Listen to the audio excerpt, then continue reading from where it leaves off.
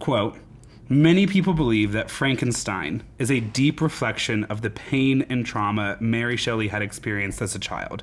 Famous for a mother she never truly knew, and a father who remarried and then essentially abandoned her.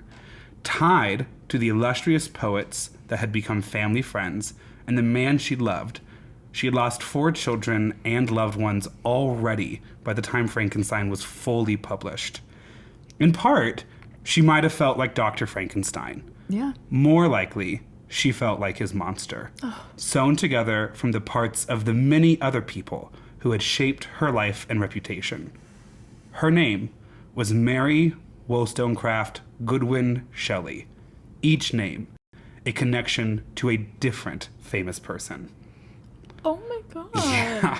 So she's 25, has accomplished the biggest thing in her life, doesn't kind of get to be her own woman, has loved and been hurt tremendously, Oh my God. and has the rest of her life still ahead of her. I have goosebumps. Thank you. Oh my God. And then this comes from that beautiful New Yorker article. Yeah. I started to lift heavily there at the end because there were times where I was like, well, I just can't write that Yeah, better than no, they I feel did. that.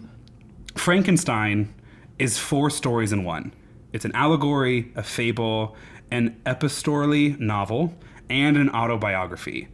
A chaos of literary fertility that left its very young author at pains to explain her, quote, hideous progeny.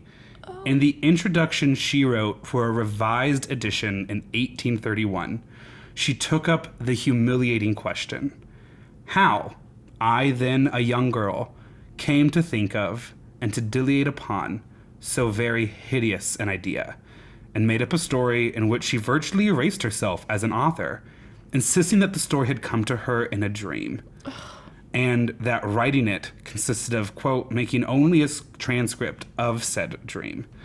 A century later, when a lurching, grunting Boris Karloff played the creature in Universal Pictures' 1931 production of Frankenstein, directed by James Whale, the monster, prodigiously eloquent, learned, and persuasive in the novel, was no longer merely nameless, but all but speechless. As if what Mary Wollstonecraft Goodwin Shelley had to say was too radical to be heard, an agony untreatable. Oh my God.